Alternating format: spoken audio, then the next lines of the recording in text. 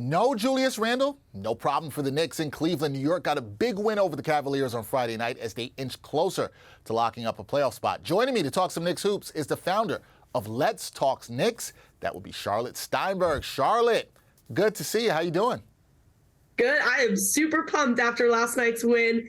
It's actually one of my statement wins of the year. I'm absolutely pumped that the Knicks were able to go on the road and beat the Cleveland Cavaliers. Look, you got to be pumped up. It's a big win. I agree with you completely. It's one of the staple wins for the Knicks for this season without Julius Randle. So you got to be excited if you're a Knicks fan. Now, Charlotte, Jalen Brunson, you can't talk about this game without him. He scored a career-high 48 points against the Cavs, and it felt like one of those performances where a star was not going to let his team lose. So what was most impressive to you about the points guard's game on Friday night?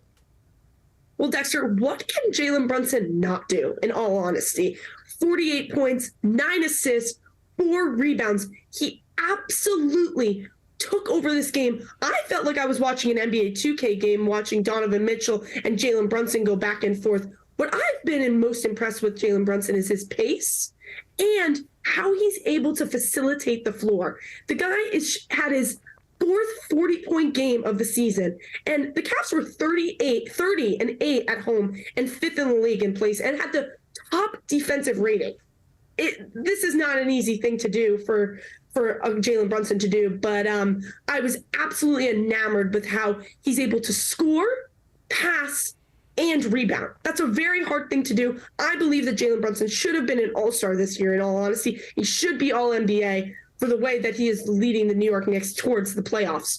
Jalen Brunson has just been absolutely outstanding. I know he's been dealing with some injuries, but he did not miss a step last night.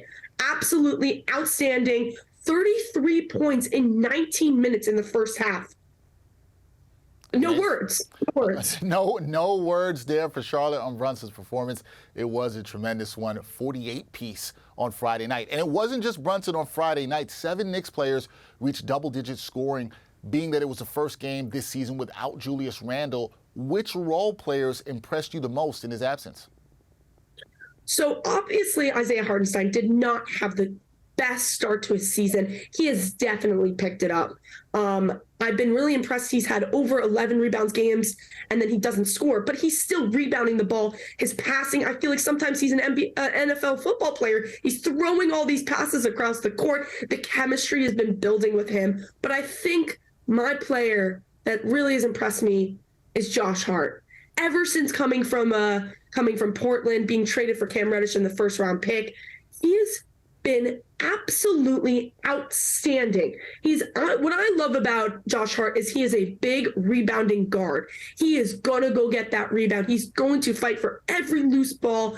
He's shooting over 37% from deep this season, which is absolutely amazing. He is that spark plug that the Knicks needed. And I compare the trade a little bit to the Derrick Rose trade, because when the Knicks traded for Derrick Rose, it completely changed their season around. And when Josh Hart was traded here, he was immediately inserted to the lineup, and he's that catch and shoot 3. He'll rebound the ball for you. He's that energy, and I've been absolutely amazing. But Isaiah Hartenstein has completely changed his season around. He deserves all the flowers in the world. Hartenstein deserves those flowers too. 3 blocks on Friday night against the Cavs, was very strong on the defensive end. Now, Charlotte, 4 games left in the season for the Knicks. Unless New York loses their final 4 games and Miami wins out, the Knickerbockers, they will make the playoffs for the second time in 3 years. So what will you have your eyes on with this team over the final 4 games? Well, as everyone knows, Julius Randle is going to be out for 2 weeks with a sprained left ankle, but I think what I'm watching is Obi Toppin. All fans across the country have been waiting for him to finally break out and be the star pick that Leon Rose wanted him to be. I'm really watching Obi Toppin, how he evolves into this starting role.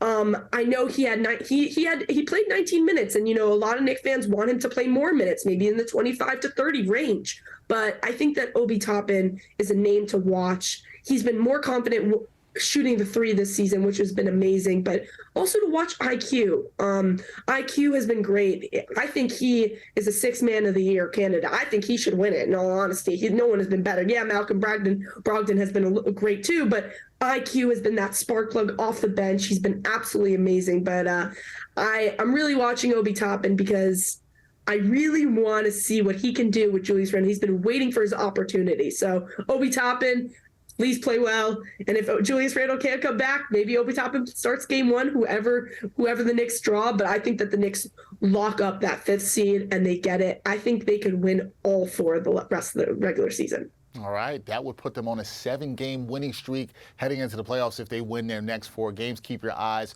on those players, Emmanuel Quickley and Obi Toppin. That is Charlotte, the founder of Let's Talk Knicks, talking some Knicks with me. Charlotte, glad we finally got to do this. We'll have to have you back to talk some more Knicks hoops.